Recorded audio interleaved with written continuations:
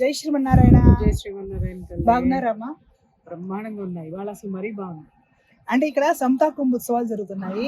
వేలాది మంది భక్తులు ఈ ఉత్సవాలు సేవించుకోవడానికి వచ్చారు. విజయ స్వామి వారి మంగళాశాసనాలు తీసుకుంటున్నారు. అందరూ ఎంతో ఆనందంగా ఉన్నారు. మీరు కూడా ఇక్కడికి వచ్చి ఉదయం నుండి ఇక్కడ కార్యక్రమాలన్నీ చూశారు. ఇక్కడ విదేశాలు సేవించుకున్నారు, సాకేత రామచంద్రుడి సేవించుకున్నారు, అలాగే గోశాలను చూశారు, స్వామివారి చేసే సేవా కార్యక్రమాలు చూశారు, ఈ దళిత అర్చకుల శిక్షణ ఇవన్నీ చూశారు. అలాగే ఈ నేత్ర విద్యాలయ పిల్లలు ఇవన్నీ ఉదయం నుండి మీరు మొత్తం అంతా తిరిగి చూశారు కదా. ఇక్కడ ఈ ఆశ్రమం గురించి, ఇక్కడ జరిగే సేవా కార్యక్రమాల గురించి, ఇక్కడ భగవద్ అనుభవం మీకు ఏ విధంగా అనిపించింది? అలాగే పూజ జయస్వామి వారిని కూడా సేవించుకున్నారు మీరు. మీ అనుభవాలు మాతో తెలియజేసుకోవాలని మాకు చెప్పాలని కోరుకుంటున్నాను. నిజంగా చాలా అంటే మాటలు రావట్లేదు అంటారు కదా, సో అట్లా అనిపించింది నాకు. నిజంగా స్వామిని చూస్తే అసలు పొద్దునైతే నేను ఆ స్వామిని నిలవెత్తి ఇలా చూస్తే, ఎందుకంటే ఇన్ని సంవత్సరాలైనా నేను ఇక్కడికి రాలేదు. కారణం ఏంటంటే ఎన్నో ఎప్పటికప్పుడు వద్దామనుకుంటున్నాను, మరి ఎందుకు ఆయన పర్మిషన్ ఇవ్వలేదో నాకు తెలియదు. ఇంకొక విషయం ఏంటంటే, నేను నా చిన్నప్పుడు నాకు 15 సంవత్సరాల వయసు అప్పుడు స్వామివారిని చూశాను నేను, చిరంజీవి స్వామివారిని. ఆయన ఆ మూర్తి, ఆ విష్ణుమూర్తి యొక్క అంత గొప్ప సౌందర్య మూర్తిని, విష్ణుమూర్తిని చూసినట్టే అనిపించింది నాకు. అప్పటి నుంచి ఆయన అలా ఉండిపోయారు అనమాట. నాకు అంత అద్భుతమైనటువంటి వ్యక్తి, ఆయనలో ఒక దైవ శక్తి ఉందండి, అందుకే అలా కనిపించారు తప్ప వేరే అని కాదు. సో తర్వాత మళ్ళీ ఎప్పుడైనా అడపా ఎక్కడో ఒక చోట 1-2 సార్లు నేను కలవడం జరిగింది. కానీ ఎప్పుడు కూడా వారిని వచ్చి దర్శించుకుందాం అంటే నాకు ఎప్పుడు కూడా టైం కుదరలేదు అనాలా, మరి లేకపోతే వారు టైం ఇవ్వలేదో నాకు తెలీదు. బట్ ఇవాళ ఆశ్రమంలోకి వచ్చిన తర్వాత అందరూ ఈ స్టాచ్యూ గురించి చెప్తా ఉన్నారు, వింటున్నాను. ఎప్పటికప్పుడు వెళ్దాం అనుకుంటున్నాను. బట్ ఈ రోజు ఎందుకో తెలీదు, స్వామి నాకు పర్మిషన్ ఇచ్చారు. నిజంగా వచ్చిన తర్వాత ఆశ్రమంలోకి అడుగు పెట్టడమే ఒక మానసిక ప్రశాంతత ఎంత వచ్చిందో నేను చెప్పలేను. ఎందుకంటే మహాసాధకులకి మాత్రమే ఇక్కడ ఇలాంటి శక్తిని ఇవ్వడం అనేటటువంటిది జరుగుతుంది. ఒకటి. రెండో విషయం ఏంటంటే, అసలు ఆ రావడం ఆ సమతామూర్తిని చూడగానే నాకు ఒక ఉద్వేగం వచ్చిందమ్మా మనస్సులో. ఎందుకు ఉద్వేగం వచ్చిందంటే, మనం ఎన్నో పురాణాల్లో చదువుకున్నాము, అలాగే సినిమాల్లో చూసాం, విశ్వరూపం చూడడం అనేటటువంటిది, ఆకాశాన్ని అంటినటువంటి భగవానుడు. కానీ భగవానుడి యొక్క తత్వాన్ని ఈ దైవజనులకు వరకు కూడా తీసుకెళ్ళినటువంటి ఆ సమతామూర్తిని, అట్లా ఆకాశాన్ని అంటినటువంటి ఆ మూర్తిని చూసేసరికి నా ఒక ఉద్వేగము, కళ్ళల్లో నీళ్లు. ఆ మూర్తిని చూడంగానే నాకేమనిపించిందంటే, నేనేం చేశాను, నేను ఏమి చేయడానికి ఈ భూమి మీద నాకు ఏం పని ఇచ్చావు అని అడిగినాను నేనైతే మాత్రం. ఎందుకనంటే ఇంకో అది నాకు అనిపించింది. ఆ తర్వాత చిన్నజీవి స్వామి వారు ఏమండి, ఆయన ఇవాళ ఎంతో మంది ఉన్నారు, మహాత్ములు, మహానుభావులు, పీఠాధిపతులు చాలా మంది ఉన్నారు. వాళ్ళ సేవలు వాళ్ళు చేస్తున్నారు, కాదని అనడం లేదు. కానీ అంతకంటే గొప్పది ప్రపంచానికి ఒక గురువుని పరిచయం చేయడం ఎలాగో, అంటే శాశ్వతంగా నిలపడం ఎలాగో, చరిత్రలో ఒక స్థానం. ఎందుకంటే ఇప్పటి జనరేషన్ కి తెలియదండి. ఇప్పుడు మా తాతల నేతలు తాగారు, మా మూతులు వాసం చూడండి అనేటటువంటి తత్వంలో బ్రతుకుతున్నాం మనము. అసలు అలాంటిది ఒక గురువుని, ఒక సమతామూర్తిని ఇంత పెద్ద రూపంలో ప్రపంచానికి తెలిసేటట్టు పెట్టి, ఆయన ఎవరో చర్చించుకునేటట్టు చేసి, ఆయన యొక్క గొప్పతనాన్ని జనానికి చాటడం అనేటటువంటి ప్రక్రియ సామాన్యులకి చేత కాదండి. ఇంకొక విషయం ఏంటంటే, జీవితాన్ని ప్రజాసేవకు అంకితం, ప్రజల కోసం చేయడం అంటే బహుశా ఇదేనేమో. నాకు నిజంగా స్వామిని చూస్తే ఇది ఎవరికి సాధ్యమవుతుంది? ఒక్క చిన్నజీవి స్వామి వారికి తప్ప. నేను పొగడడం లేదు, ఎందుకంటే చాలా మందికి తెలుసు నేను పొగడతో నా నోట్లో నుంచి వాస్తవాలే వస్తాయి. నాకు అసలు ఆ ఉద్వేగం, కళ్ళల్లో నీళ్ళు ఆగలేదు.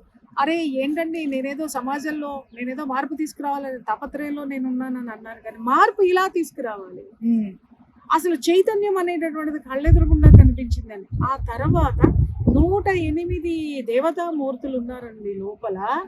అసలు నిజంగా అండి, ఆ దేవతామూర్తుల్ని చూస్తున్నంత సేపు ఎంత చైతన్యము, ఎంత పాజిటివ్ ఎనర్జీ వచ్చిందంటే, అక్కడ ఇంకొకటి, అసలు ఇక్కడ ఎంత పరిశుభ్రత ఉందండి, ఎంత డివోషనల్ ఫీలింగ్, ఎనర్జీ ఉందో నేను చెప్పలేను. అసలు ఆ 108 మూర్తుల్ని నడుచుకుంటూ దర్శనం చేసుకుంటుంటే ఇంతమంది ఉన్నారా మన దేశంలో? ఇంతమంది కృష్ణ పరమాత్మ విష్ణుమూర్తి ఇన్ని రూపాల్లో ఇన్ని దేశం మొత్తంలో ఇన్ని చోట్ల దర్శనం ఇచ్చాడా, వాళ్ళందరినీ తీసుకొచ్చి మనకి ఇక్కడ చూపించారు.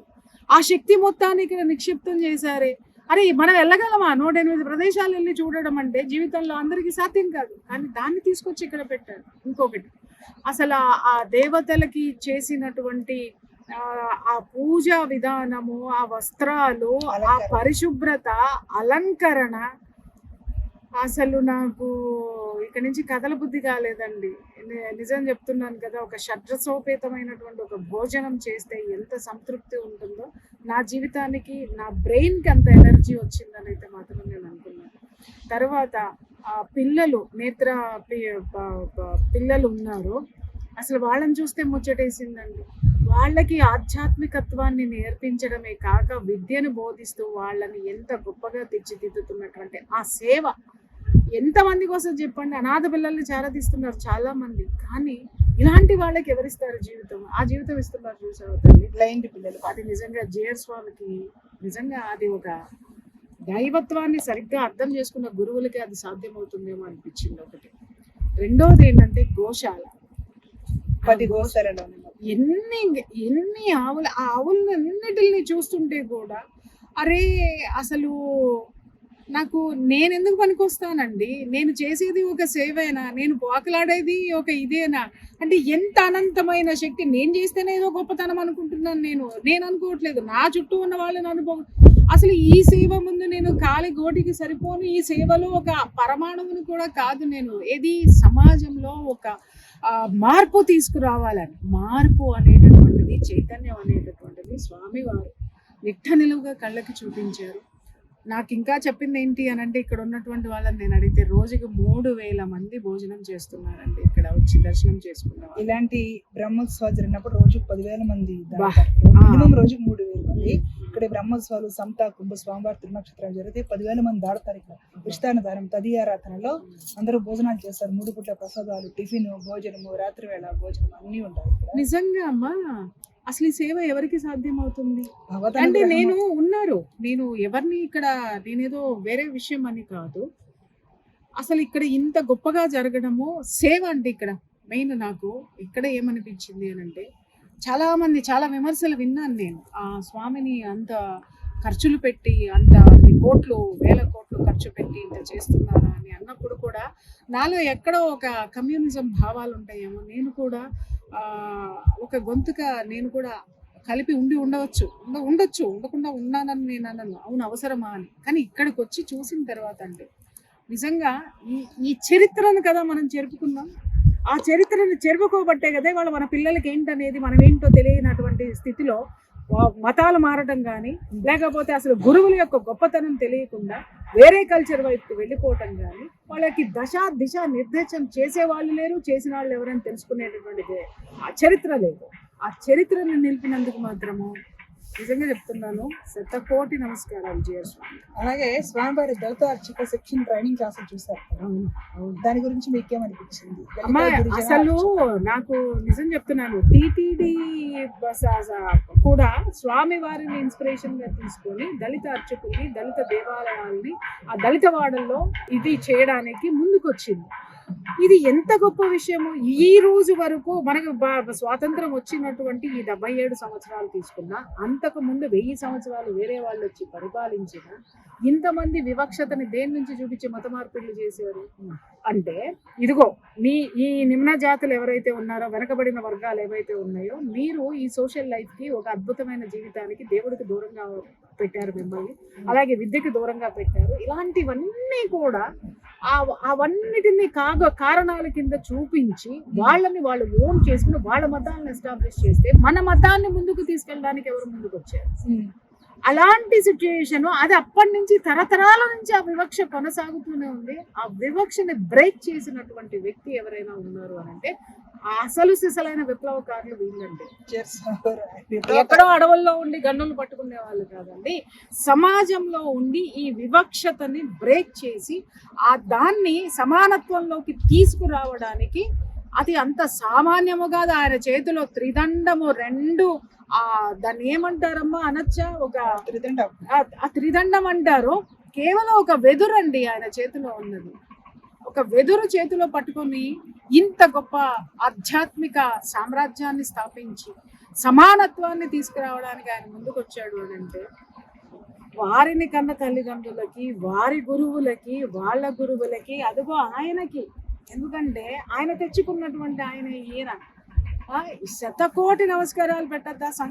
సంస్కరణ అంటే ఇది కాదు. తమరు స్వామివారిని సేవించుకున్నారు, స్వామివారి సింప్లిసిటీ అంతా చూసారు కదా, తమతో మాట్లాడారు చాలాసేపు, ఏమనిపించింది మీ అనుభవం? నేను ఎప్పుడు సింప్లిసిటీ కోరుకుంటా. నా ఇంట్లో సోఫాలు ఉన్న కింద కూర్చోండి, నాకు ఏసీలు ఉన్న పడదు, నాకు బయట ఇట్లా వాతావరణం కావాలి, ప్రకృతి కావాలి, ఇది ఎప్పుడు నేను కోరుకుంటూ ఉంటాను. మా ఇంట్లో అందరు నవ్వుతూ ఉంటారు. కానీ స్వామిని చూసిన తర్వాత నేనేమనుకుంటానంటే, అబ్బా నేనే చాలా వైరాగ్యంలో ఉన్నాను. అది భ్రమ. వారిని చూసి ఇంత పెద్ద సామ్రాజ్యం బయట చూస్తే ఎన్నో విమర్శలు, ఎంతమంది నోళ్ళ నుంచో విన్నాను. ఆయన ఏదో కోట్లు వెనకేసుకుంటున్నారు, 100 కోట్లు తినేస్తున్నారు, మింగేస్తున్నారు, ఇలాంటి పిచ్చి పిచ్చివన్నీ మాట్లాడేటటువంటి వాళ్ళు ఒక్కసారి ఇక్కడ ఒక 4 రోజులు ఉండి స్వామివారి యొక్క దినచర్య చూసి వాళ్ళ యొక్క కార్యక్రమాలు ఏవైతే ఉన్నాయో అటు ఫాలో అయిన తర్వాత మాట్లాడాలని మాత్రం ప్రతి ఒక్కరికి రిక్వెస్ట్ చేస్తాను. నేల మీద కూర్చున్నారండి ఆయన ఆలయంలోకి వెళ్ళాను నేను. ఒక్క కుర్చీ లేదు అక్కడ. కుటీరం అంటారు దాన్ని, ఆలయం కాదు కుటీరం అంటారు అనుకుంటా. స్వామివారి కుటీరంలో ఒక చిన్న చెక్కది ఇలా పెట్టుకొని, దివాన్ లాంటిది పెట్టుకొని అక్కడ కింద కూర్చొని ఉన్నారు ఆయన. నేను 2 నిమిషాలు కూర్చోలేకపోయినా. నేను అటు తిరిగి ఇటు తిరిగి మరిగాళ్ళు వేసుకొని మళ్ళీ తీసి పెట్టుకొని ఆయన దాదాపు ఒక అరగంట సేపు మనము కూర్చొని స్వామితో పైన కూర్చున్నాము. అసలు ఎవరు లేరు, మనమే కూర్చొని మాట్లాడుతున్నాం. అంత టైం ఇచ్చినందుకు ముందుగా వారికి చాలా థ్యాంక్స్ చెప్పాలి. ఎందుకంటే నా లోపల ఉన్న భావాలన్నింటినీ 30 ఏళ్ళ నుంచి ఉన్నాయన్నీ ఆయనతోటి షేర్ చేసుకునేటటువంటి అవకాశం ఆయన వారు నాకు ఇచ్చారు. ఎంత అద్భుతంగా అంటే అప్పటి రోజులు గుర్తొచ్చిన స్వామిని నేను కలిసినప్పుడు ఎంత మధురమైనటువంటి ఆ భావనలు ఉన్నాయో. అప్పటి నుంచి ఇప్పటి వరకు ఆయన ఎదిగిన తీరు, ప్రపంచాన్ని ఎదగడానికి, ప్రపంచంలో సనాతన ధర్మాన్ని పైకి తీసుకెళ్ళినటువంటి తీరు, సంస్కరించినటువంటి తీరు నిజంగా అద్భుతం అండి. అసలు కింద నేల మీద కూర్చున్నారు ఆయన. ఇటు కదలలేదండి బాబోయ్. ఎందుకంటే ఆయన కంటే 20 ఏళ్ళు చిన్నదాన్ని. అసలు ఆ మరిగాళ్ళు వేసుకున్నాను, మళ్ళీ మోకాళ్ళ మీద కూర్చున్నాను, మళ్ళీ పైకి లేసాను, మళ్ళీ కింద కూర్చున్నాను. నేను కూర్చోలేకపోయినా. అంటే అది సాధనతోటి వస్తుందమ్మా. ఎంత సింప్లిసిటీ అంటే బాబోయ్, ఎక్కడ ఖరీదైన ఒకట్లేదండి. నేను చాలా ఆశ్రమాలు చూశాను, ఖరీదైనవి చూశాను, చాలా గొప్పవి చూశాను, సామాన్యమైనవి చూశాను. కానీ నిరాడంబరమైన ఆశ్రమము, నిరాడంబరంగా మాత్రం ఇక్కడ స్వామిని చూసిన తర్వాత నాలో ఒక క్రమశిక్షణ అనేటటువంటిది ఒక రెట్టింపు అయిందనే నేను అనుకుంటాను. నేను నిజంగా అంటే కాషాయము అంటే కరెక్ట్ అర్థము నేను ఇక్కడ చూసాను. జీర్స్వామి 20 అవర్స్ పనిచేస్తారు వాళ్ళు. ప్రతిరోజు 20 గంటలు పనిచేస్తారు వారి సేవా కార్యక్రమాలు కానివ్వండి, అలాగే వాళ్ళ అనుష్ఠానం కానివ్వండి, ఎక్కువ సేవా కార్యక్రమాలు 20 అవర్స్ పనిచేస్తారు. ఫస్ట్ మినిట్ స్టార్ట్ చేసినప్పుడు ఎలా ఫేస్ చిరునవ్వు ఉందో 20వ గంటలో కూడా అలాగే ఉంటారు వాళ్ళు. 30 years బ్యాక్ ఏదైతే చూశానో అదే సాత్వికత్వం, అదే నమ్రత, అదే వినయం, అదే వాక్కు. అసలు ఆయన భాష ఎంత ఇష్టం అంటేనండి నాకు, ఎంత స్పష్టంగా మాట్లాడతారో తెలుగు. నాకు తెలుగు మీద అభిమానం పుట్టడానికి కూడా వారి ఫస్ట్ వారి ప్రవచనం విన్నాను నేను. పూజ చేసే విధానం కూడా నేను 30 ఏళ్ల కిందట ఆయన్నే విన్నాను. ఆ ప్లాస్టిక్ పూలు తీసుకొచ్చి పెట్టడం, ఆ తర్వాత కంపార్ట్మెంట్లు అనేవారు ఆయన. ఆ కంపార్ట్మెంట్లో దేవుణ్ణి పెట్టడం, ఇది కాదు పూజ అని. అసలు పూజ అంటే ప్రకృతిని ఎలా పూజించాలి, దేవుడితోటి ఎలా మమైకం అవ్వాలనేది నేను ఎప్పుడో విన్నాను. సమాజానికి విప్లవము అనంటే ఇది ఆధ్యాత్మిక విప్లవం అండి.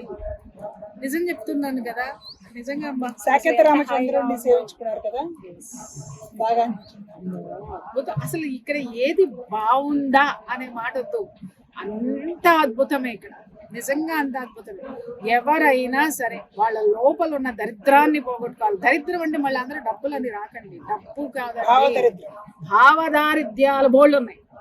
ఆ దరిద్రులందరూ ఇక్కడికి వచ్చి వాటన్నిటిని పోగొట్టుకుని ఇక్కడున్న సేవ చూడండి, ఇక్కడున్న భగవంతుడిని చూడండి. ఒక వ్యక్తి ఒక శక్తిగా మారి ఇంత పెద్ద సనాతన సామ్రాజ్యాన్ని స్థాపించే ఒక గురువుకి ఆయన ఇచ్చినటువంటి ఆ యొక్క సమోన్నతమైనటువంటి ఆ ఉన్నతమైనటువంటి ఆ స్థాయిని చూసి మన గురువులకి ఏమిస్తున్నాం, మనకు చదువు చెప్పిన గురువుని కూడా మనం తలుచుకోవాలి. అవన్నీ పెద్దవాళ్ళని చూసి నేర్చుకోవాలి. ఒకే క్వశ్చన్ అడుగుతాను మళ్ళీ.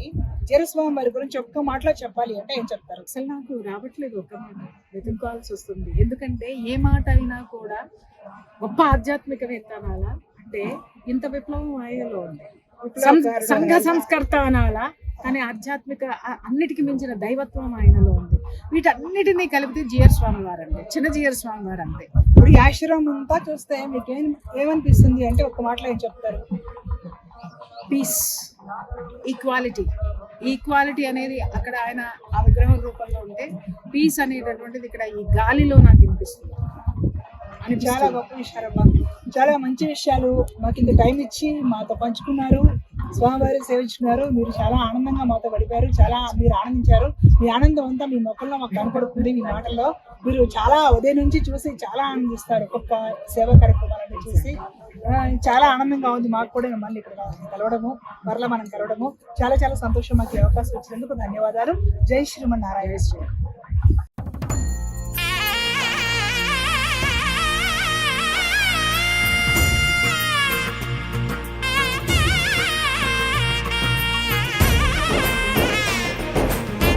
భగవద్రామానుజులను వారే ఉత్తారకాచార్యులు, వారే ఉపకారకాచార్యులని మనం భావన చేస్తాం.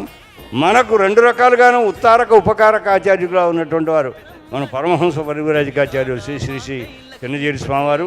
వేదమే మనకి ఊపిరి కదా అని ఒక వేద పండితులకి, శాస్త్ర పండితులకి సత్కారం చేస్తున్నారు. మీ పాదం శరణం అంటే దిగిరాడా మాకై లక్ష్మీ. ఈ జియర్ పురస్కారం నాకు కాదు, స్వామివారి సంకల్పానికే.